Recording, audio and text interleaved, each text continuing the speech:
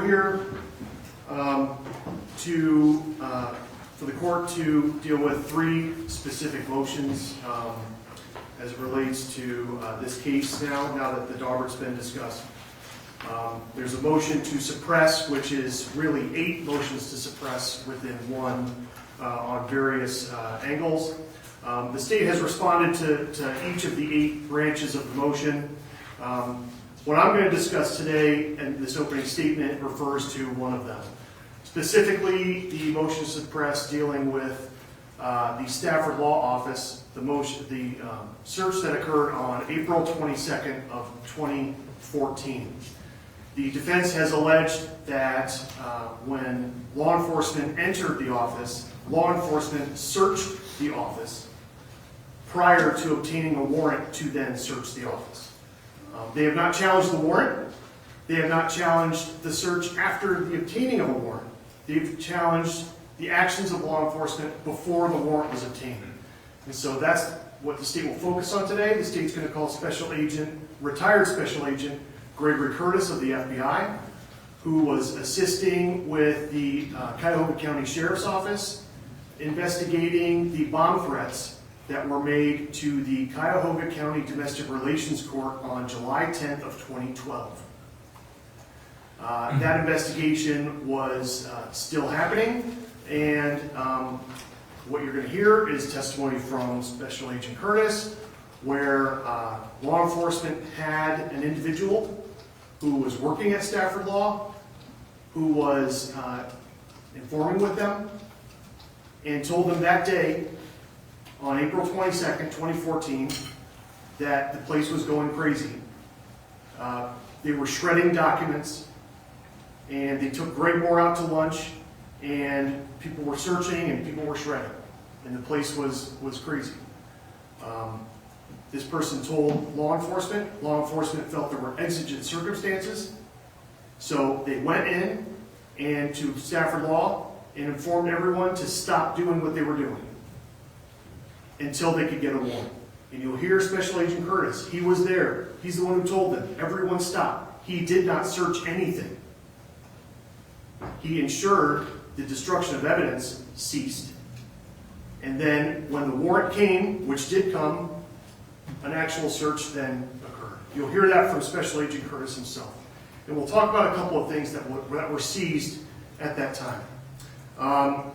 That will be the testimony with regard to that branch of the suppression motion, and there will be no reason to suppress anything from that search. And you've got the warrant. The warrant is actually State's Exhibit 5, which has been submitted to the court already. The warrant itself describes the exigent circumstances in the affidavit and the warrant itself. So the judge who signed that understood the exigency of the matter, which clearly occurred before they got the warrant.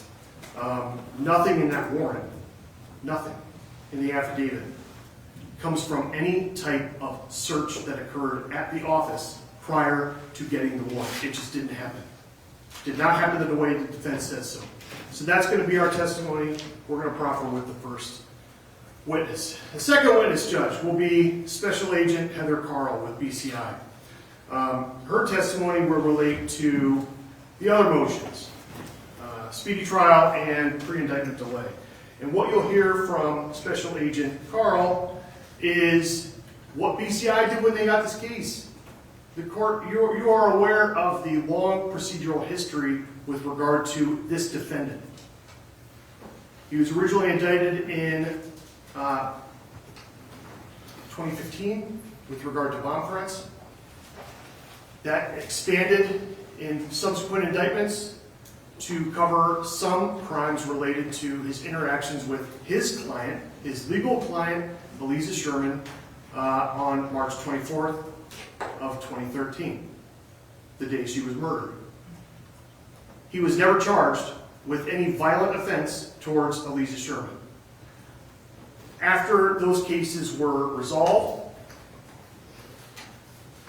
the murder investigation continued, and then BCI officially picked it up in 2021. They were brought in to consult in 2018, they picked it up in 2021, and then began investigating again. You'll hear that from Special Agent Carl. How they began, what they did, the fact that they executed 120 search warrants of their own. The evidence that they gathered, new evidence that they found, and it gave a new understanding of the case. Specifically, the evidence they found pointed and proved matters of consciousness of guilt that did not exist, that were not known to law enforcement in 2013, 14, 15, 16, until they obtained a specific document in 2023. And that document was the Verizon customer notes related to the Stafford Law Office Verizon phone account. You'll hear testimony, Judge. A lot of times cold cases are broken through DNA testing, that you find some DNA on an item that was never tested, or you have advancements in DNA, that sort of thing. That is not what happened here.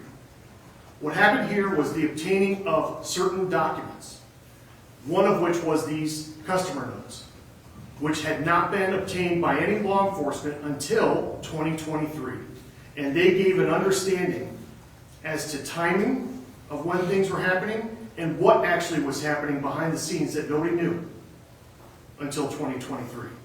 You'll hear that testimony from Special Agent Carl. Specifically, what they discovered was a pattern of the hiding of and destruction of evidence by Greg Moore and by others helping him, allowing him to do this. What you'll hear, Judge, is that, and this actually relates to Special Agent Curtis's testimony. He's going to testify about the search of the Stafford Law Office. One of the things that was found in the office that day was on Vince Stafford's desk a motion for in-camera inspection of Greg Moore's cell phone records, filed with the court on December 27, 2012.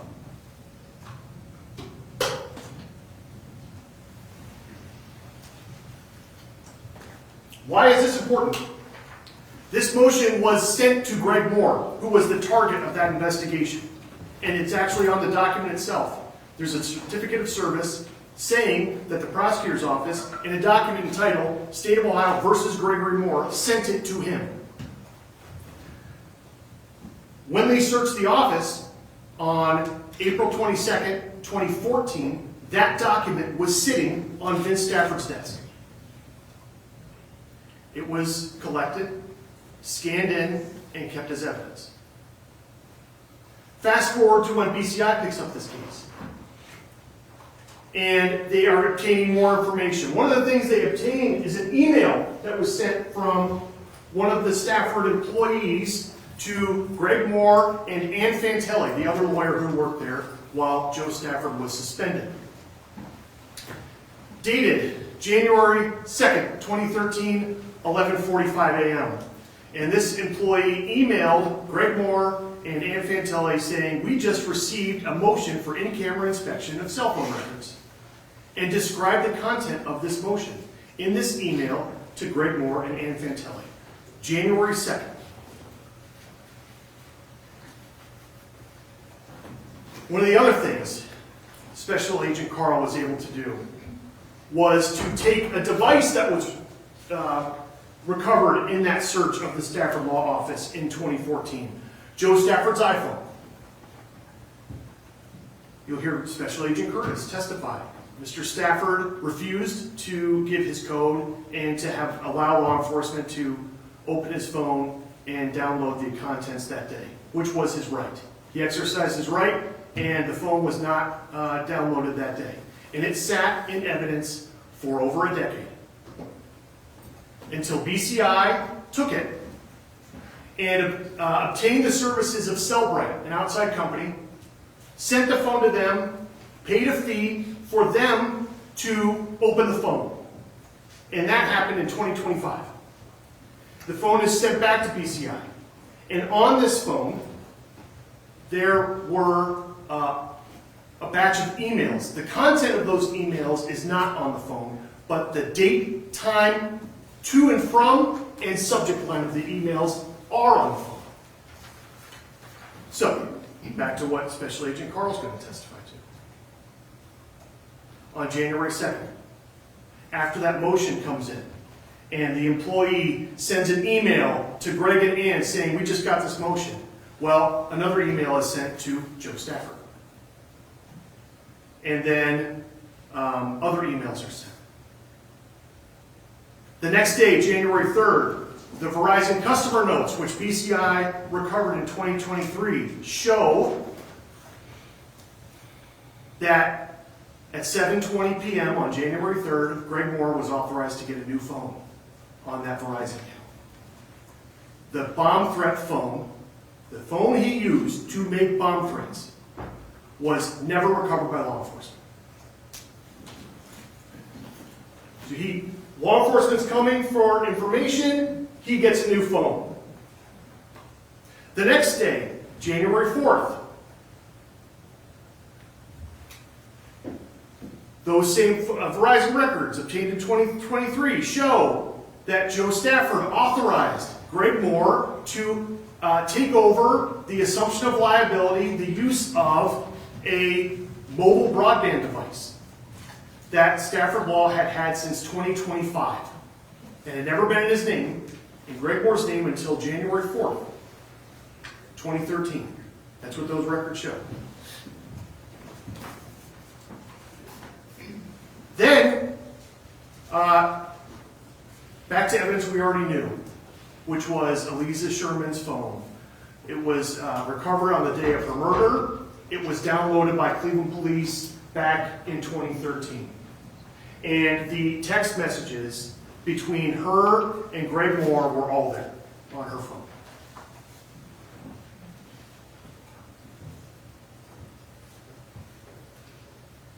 The next day, January 25th. I'm sorry, March 25th, Monday.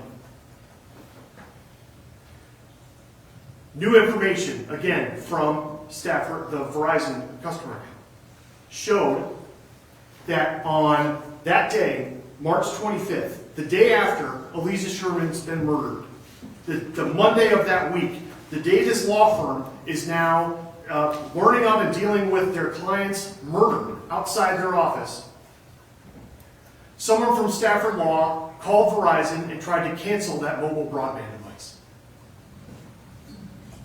Day after the murder. Another item BCI recovered in their investigation were all of the Verizon bills from Verizon that were sent to the Stafford Law office for that account that whole time. And those bills show certain usage of devices. It showed the monthly billed usage of the mobile broadband devices that Stafford Law had. They had two. The one in Greg Moore's name had been used for 1 gigabyte worth of data transfer that month, March of 2013. Those records also show that device was then never used again until it was officially canceled in August of 2013. But those records showed that the day after the murder, someone from the office called to cancel this device. Now let's go back to the search of the law office. Another item that was recovered, the value of which was not known at the time, was something recovered from Greg Moore's desk on April 22nd of 2014. A receipt for a Verizon broadband device. July of 2010. That's the device that was put in his name in January of 2013. With that was a note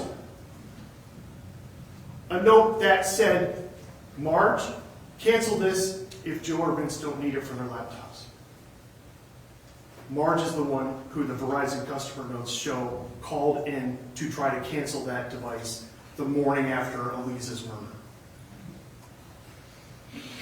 This is all new information. Additionally, a pattern was developed and discovered. Because another thing that was known at the time, April 1st, a supervisor with the Cuyahoga County Prosecutor's Office sent Greg Moore and Joe Stafford a letter and a grand jury subpoena for communications with Aliza Sherman. Evidence. The subpoena was dated March 28th of 2013. The letter was dated April 1st, 2013.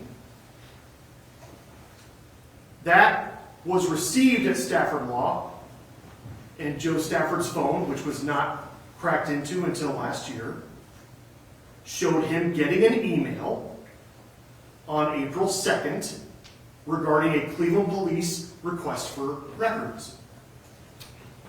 Later that day, April 2nd, Joe Stafford's Verizon bill, which was recovered by BCI in their investigation after 2023, showed some calls coming into him on April 2nd. One was from Greg Moore's wife's phone number. Another was from a Verizon customer rep's number, which coincided with that day, April 2nd, Joe Stafford authorizing Greg Moore to get another new phone. So now the phone he had when Aliza Sherman was murdered is now gone. Never recovered by law enforcement. And no one ever knew that, and when he got rid of it, until these customer notes were found by BCI in 2023. So, that's some of the testimony you'll hear from Special Agent Paul as to the development of new evidence, a new understanding of efforts to hide evidence, get rid of evidence. When police come looking for it, they get rid of it. And now we know that, which goes to consciousness of guilt as something that police, law enforcement never knew when all of the grand jury proceedings were happening in 2013, 14, and 15, and 16. And he was never charged with murder at that time. So all of that is going to go to speedy trial. It's going to go to pre-indictment delay. And there's one other thing I'd like to discuss with regard to speedy trial and pre-indictment delay. This effort to hide evidence and control the narrative. Greg Moore's house was searched after his arrest in Texas last year. One of the items recovered was a computer, laptop computer. On that computer, police, BCI recovered old BlackBerry recovery files with a date of May 22nd, 2014. And this was, these were backup files of Greg Moore's, the phone he had when Aliza Sherman was murdered, his call logs for the month of March and up to April 2nd when they stopped. SMS messages during that time frame and contacts. But there are some items on there that are reflected in his Verizon records if you cross-reference, and some items that are not. But this was found on his laptop computer, something he saved for over a decade. And within the text messages to and from Aliza Sherman, there's one missing. A message she sent at 5:16 p.m. the day she's murdered, and she is murdered at precisely 5:20. She is stabbed at precisely 5:23, 5:24. She sent a message at 5:16 to Greg Moore, which is reflected in her phone extraction, saying she's at the door. Why won't you let me in? It is not on his backup, and it was not in text messages he sent to himself and printed up and were found in the office when it was searched in April of 2014. So these are some of the things we want the court to consider as new evidence, a new understanding of the case that occurred when BCI picked up the file in 2021. And finally, I'd like to add, when it comes to pre-indictment delay, one of the major factors that must be considered is whether there is actual prejudice to the defense. We all know kidnapping has a 20-year statute of limitations. Murder has no statute of limitations. So this indictment, last year, indicting him with kidnapping and murder from 2013 is not time barred. So there's nothing wrong with this as far as statutory law. They're saying they're prejudiced. They will not show this.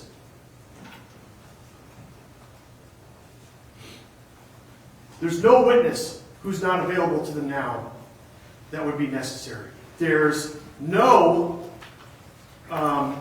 prejudice to them, because one of the things we are going to offer into evidence, we're not going to play it here, I've described it in the motion, and we'll put it on a flash drive for the court, is a press conference that defense counsel did the day of the arraignment in this case, last year. After the defendant was arraigned, counsel went outside and spoke with the media for 5 minutes and 6 seconds. And it was recorded, put online. You can find it today. And we've recorded it for you. We're going to give it to you in evidence. In that little press conference, defense counsel said multiple times, they're ready. There will be a trial. There will be a trial in this case. They're not saying this case is taking too long, we can't possibly go to trial, we have actual prejudice. No, they're not saying that. There will be a trial. And the day of the arraignment, they said, we have evidence today that can prove what they're saying is not true. So I ask you, Judge, when you watch this press conference, ask yourself, what changed between the day of arraignment and now such that they cannot go to trial? They promised a trial then. How is it possible they can't go to trial now? And you will find they won't prove that to you. And with that being said, we look forward to bringing evidence. Thank you. The entirety of the state's case is based on inferences. Inferences that are not based on reality or facts. I'll start with the last piece that the prosecutor wanted to mention. Because I did speak at the arraignment. Because I knew that the state's theory of the case was wrong at that time, just by looking at the indictment. And we didn't have all the discovery that reinforces my belief. But on the day of the indictment, we knew they were wrong. Prosecutors told you today, and I've informed them of this, so it's no surprise to the state. They want to make a big point of this cell phone somehow going missing in January. I tried to explain to them what happened, as would happen with anybody in the United States who was put on notice that they're being investigated for a crime. They would meet with their lawyer. They would meet with their lawyer, and the lawyer, if the lawyer is doing their job, would ask for any evidence that might help the lawyer put the case together. In this case, on that day in January of 2013, a lawyer took the phone of Greg Moore so they could analyze it. The state never asked for the phone. The state, up until 2025, hadn't even done a search warrant for Greg's house. They never did a search warrant for his phone. They never took some of the basic steps that you would take in law enforcement if you're trying to build your case. The most basic of things is that you would go to the defendant's house and see if there's any evidence that would be relevant to the case. You'll hear from witnesses today that they didn't even apply. They didn't even ask for that to happen. And in fact, when this case first started, they never even asked for Greg Moore to sit down and go through a lengthy statement. There was a 5-minute phone call they had with him while he was driving to court somewhere. Tell us what happened. Where were you? And that was the extent of it. So when he becomes aware that there's charges that might be coming as it relates to this other issue, Of course he's going to go talk to the lawyer. Who wouldn't? And of course he's going to follow his lawyer's advice. He wasn't hiding evidence. He wasn't trying to somehow treat a scheme of deception, as the state wants to say. He was doing what any of us in this room would do on that day. That's just an example that I knew was false, that was contained in the affidavit or in the complaint, in the indictment, as far as what the allegation was, as part of the scheme to defraud, that I knew was false. And I have evidence between here and Dayton, Ohio, to be able to prove that that's the case. So all of these inferential things that they're trying to say that, oh, this points to Greg, or this points to this, and somehow it shows some nefarious thinking, it's just somebody acting the way they're supposed to act on that day. And the state doesn't do anything to back it up. That's just one of the examples. The other thing is they try to say that, okay, they go to his house 13 years later and sees a computer. And that computer has backup from his BlackBerry from that day. Is that someone trying to hide evidence? This is the first time they ever asked for it. They never went to his house, hey, do you have this? Can we look at anything you have here? They didn't ask his permission. They didn't do it by warrant. They didn't do it by demand from the court, order of the court. Here's a man, if obviously you're trying to hide something, you're not going to keep something from 13 years ago that might be related to the case. The pattern's the opposite. So when we look at delay, we have to say, what did the state do or not do that would be normal in the process of events? The government's conceding today that in 2014, they had knowledge of this device, this Wi-Fi device that they're talking about that would hook into a computer. They had knowledge on that day that it existed. They had knowledge on that day about that device. They didn't get the billing records on that day, which they would have been very helpful to them, or to us, or to somebody, because it would have shown that there is no data used on the date in question. So they keep talking about things that just aren't true and want us to imagine that somehow this Wi-Fi device was utilized on what? On a cell phone? They keep talking about all these theories that can't exist. And there's no proof that it was. And in fact, the evidence would show the contrary. This device had limited or no use that month. But there is a detailed billing record that does exist for other months that would have been quite helpful in this case for the defense. Because that detailed record would have just debunked everything that they're saying about somehow on a Sunday that this device was used, when there's absolutely zero evidence that it was. The state told you today that there's the defense not prejudiced. Well, let's start with the most simple thing. Well, this homicide happened on Palm Sunday. We know that Greg went to church that day. We know that he didn't set up the time for meeting with Aliza. We know that she was the one that needed to come back on that day because there were documents that were necessary. And we know from the records that Greg talked to his dad multiple times. Talked to him shortly before all this, and then later that night was talking to his dad. His dad would have been a good witness.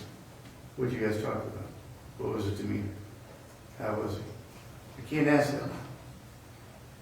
Because instead of, as in the normal course of events, somebody's charged with a crime and they arrest them at their house when they're in town, Greg went away for a weekend just to go see his dad, who was on his deathbed, in hospice. And they arrested him as his dad has died. And we know that there were conversations on both sides of this incident that would have been quite helpful to get through him. We can't put him on the stand now. The case is fundamentally different. We can't put the phone records from this 3291 Wi-Fi device on to this court or to the jury because we don't have it. More importantly, we obviously have the death of Sanford Sherman.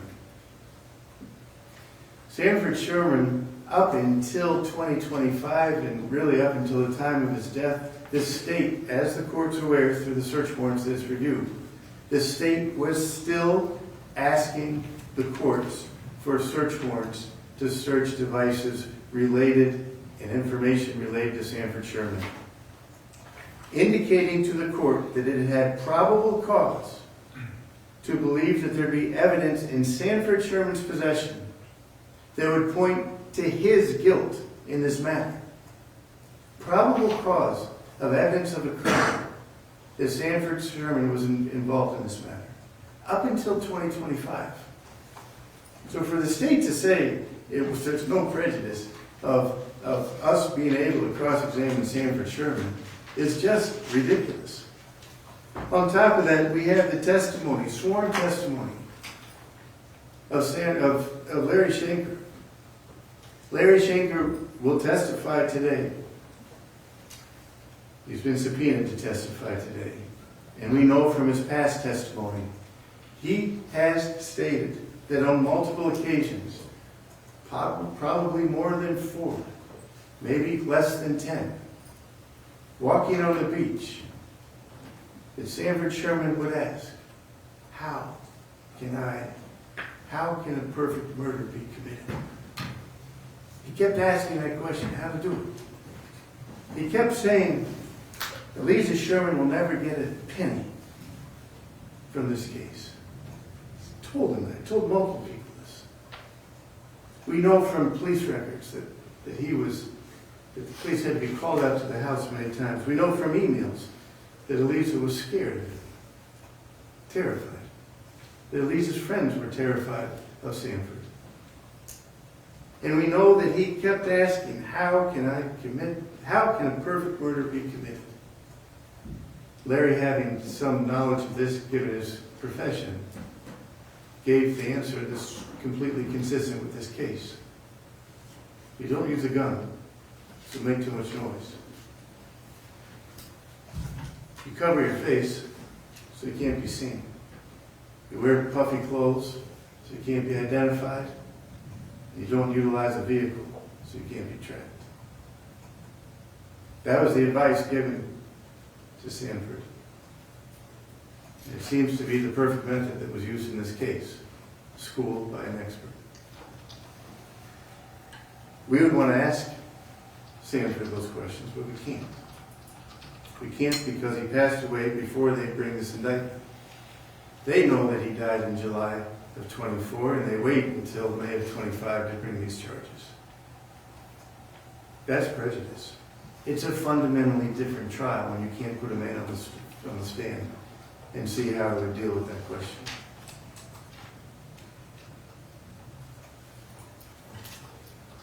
So as it relates to delay,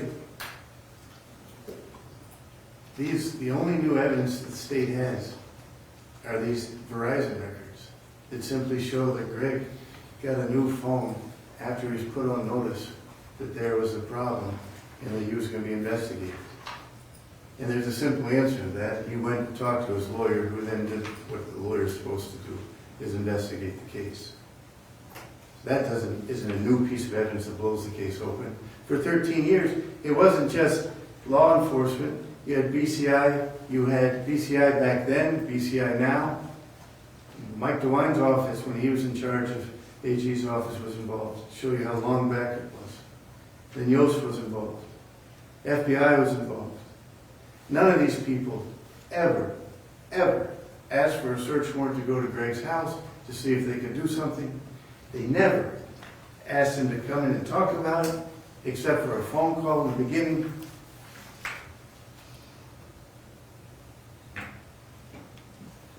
Now, in the original indictment, it came out back in 2016. The telecommunication fraud count in that indictment and the grand jury testimony, which the court has, count 4 specifically deals with everything related to this case. That Greg Moore devised a scheme to knowingly disseminate and transmit by wire in a scheme to defraud. And as we found out through the bill of particulars, what they're talking about is these text messages between him and Ms. Sherman to have her brought from her house down to the office. That somehow there was some scheme to defraud by Greg Moore wanting to meet with his client to get ready for trial. But the grand jury testimony laid out all the cell tower stuff they could figure out, all the text messages, all the stuff. So the scheme to defraud wouldn't be to get her down so they could talk about the case. Obviously, the scheme to defraud was connected to the homicide back in 2016, as the grand jury testimony shows, and as the bill of particulars shows in this case. So time starts when they want to say, well, we didn't charge you with a homicide. Well, they charged him with everything but, and this was a predicate offense. But this is part of the scheme, the deception. The kidnapping count now, what is it? It's not force. It's not threat. It's by deception. It's stated. It's very clear that the kidnapping count related now is that the deception was to have her lured down to, this is the state's theory. So the 2016 case is completely related to this. And time does start at that time. There's no reason why time wouldn't start then. Any time that he was under indictment or complaint, that time it counts against. Now we signed a time waiver in this case, and we were very clear in it that we needed time to prepare for this case. There's over 250,000 pages of discovery. When we continued the trial date by joint motion, I'm not arguing anything after that date. When we asked for the continuance, when we filed motions, I think that tolls time. So I'm not arguing that those dates count in this for the speedy trial part of this. Because those were we needed that time to get ready and prepare for this case. And so that's not the issue. But prior to that request for the joint continuance, all time before that is fair game for this analysis. And in that, the statutes are clear and the case law is clear that if a significant period of time has passed, then prejudice can be presumed. In which case then, as the case law, as the court knows, if prejudice is presumed, then the state has to provide a reasonable reason for a 13-year delay in the case. So not only could it arguably be presumed, and it's been argued, and so the court can go through the records, its prejudice could be presumed. But even if it's not presumed, we have it here. This state has clearly maintained for the last 12 years that Sanford Sherman was a viable second candidate. When they hired CyberCheck to assist with the investigation, they indicated to them that Sanford Sherman was a viable suspect in this case and to investigate him. And when they found the malware on his on devices that were connected to Sanford that were at the scene on the time and asked the state to further investigate based on that, that was because Sanford Sherman was still a viable suspect. And but for his death, I submit he still would be. The grand jury heard testimony as to the activities of both these individuals. Clearly, having him on the stand and asking him, did you ask Larry Schenker how to commit a perfect murder? What's his answer? If he says no, he's lying. If he says yes, that's relevant to the jury. His facial expressions, his demeanor, all the things that go along with credibility, we can't ask him anymore. So just putting Larry Schenker on and say, did you ask me this? Yes, that's great. But that's just part of the story. We also have the death of a secretary. Now, she had retired before the homicide happened, but she had worked on the case. So her insights in the case and the matter, we could probably get in through other witnesses.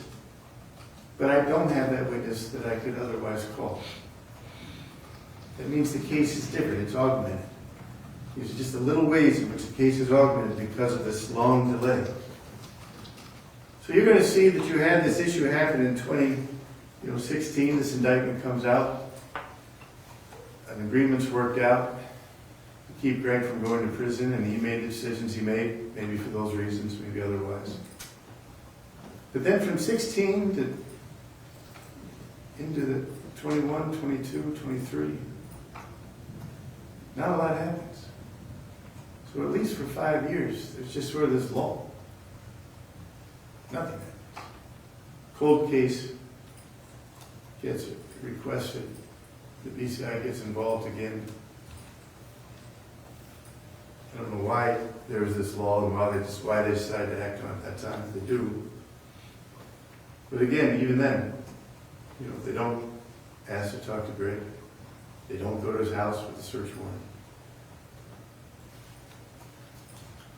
So prejudice is clearly present in this case. Now, as relates to the cell towers, the court has been well briefed on all these issues. What we have in this case, we have the entry where the court found under the 2703, 18 U.S.C. 2703, that a request was made so that they could search cell tower information. And then we have an affidavit in support of a search warrant that came out in March of 14, which is just a bare bones affidavit. It just simply says that Mrs. Sherman was murdered, that she was supposed to meet with her lawyer. And then the affidavit, there's 14 or a series of phone numbers, and that's it. It doesn't say that Greg somehow did something. It doesn't even say that Greg's number is in the list of phone numbers to be searched. It's just Aliza Sherman was murdered. She was supposed to be with Greg at his office, and they were texting. And so therefore, we want a warrant. And then they list a series of numbers, Sanford numbers included, Greg's number, and then 14 or 15 other numbers. I don't even know where they're from. But there's nothing that indicates that it's anything but a bare bones affidavit. And that sort of plays out a couple of times, both in March 21st and then at other times as well. The information that they gain as a result of that is then known and shared with every single detective that's involved in this case. And the information is utilized as they try to develop and they go deeper and they look into different things in this case.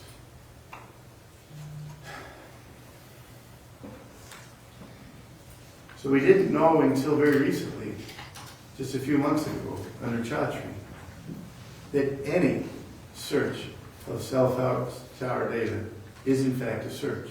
The third-party doctrine no longer exists. We started to see it in Carpenter. We started to see it in Jones before that. We knew that as soon as you got into electronic data that was tracking people, that was showing the whereabouts of someone, it was getting to the point where somehow that this would be protected information. But we now know that it is protected. And Chaudhry had made it very clear that it is. So the court then should go back and look at the affidavits at the time to make a determination of whether or not it is a bare bones affidavit. Is there enough information there to justify the intrusion into this man's privacy? Yes or no? And the answer is the affidavit doesn't give enough for that conclusion to be made. And if it is a bare bones affidavit, the good faith exception does not apply. Because no officer would think that just saying this basic information would be sufficient. Likewise, of the search of Greg's house, finally, when they arrest him in 2025, May, they finally go and search his house. Now, there's no new information as to Greg's house that somehow that would make something important or not important in this case. In fact, the evidence, if you believe the state, goes the opposite direction. They're saying that Greg's using these 13 years and his schemes to get rid of information. That he's making sure that he's hiding things, that he's getting rid of things, he's not doing things. If that's the case, then that would make it less likely that anything would be at his house. There has to be a nexus. The case law is completely clear on this. It's black letter law. There has to be a nexus to time and place for a search. There is no nexus for place, except for that Greg lives there. And there absolutely is no nexus to time as it relates to the search of his house. None. Zero. How you can get a search warrant 13 years later to search something on the speculation. Well, people keep old devices. People keep old clothes. People keep old luggage. If that's the standard for a search warrant, I would submit you it's so watered down that there really is not a search warrant requirement anymore. If it's speculation, well, people keep computer devices at their house. If that's enough to get a search warrant 13 years later, then there is no nexus requirement anymore under the law.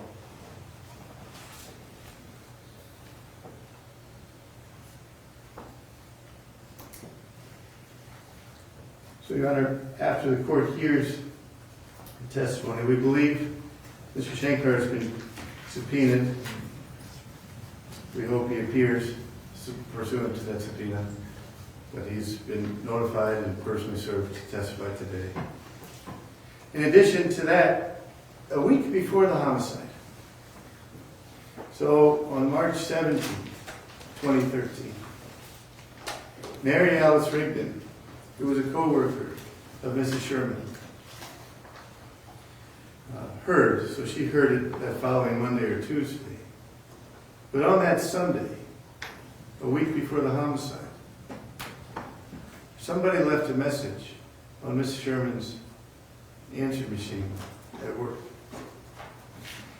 And it came from an internal number, so somebody actually drove to her place of work, was able to get on an inter-office line, call her, and say, "We're going to find you," in a menacing way. Scared her. Scared her enough that she actually recorded at least a portion of that on her phone, but not the entirety of it. We don't have that recording. We don't have the recording because I don't think it was collected. We don't have that recording now to present to the jury. Clearly, that recording would show that within a week prior to the homicide, a menacing person was stalking her and making threats. So this isn't just somebody just making up stuff. This is actual evidence that the jury would hear. You'd have to say that they would strongly consider it when looking at the totality of this case. And if they were to strongly consider it, it would augment their decision one way or the other. Wanting to look at Sanford in the eye and see if he's telling the truth or if he's sweating on the stand. Wanting to hear this tape and whose voice it is in its entirety. Wanting to hear from his dad to see what was his demeanor on that day. Wanting to hear from his secretary to see how much work was done and when Joe was involved, how much were they really prepared. And wanting to see the cell data from this magical Wi-Fi device the state keeps talking about. To show that show what it shows. If it shows that no data was utilized on that day, then everything the state's saying is pure imaginative speculation. And how can we have a trial where a man can spend life in prison when we have to deal with the fact that that information that they're trying to argue to a jury may not have any basis at all in fact? And that's why it's fundamentally unfair to have a trial in this case, because the evidence now is not what the evidence was or could have been at that time. And because of that, we'd ask the court to dismiss this matter because of this unreasonable delay. Thank you.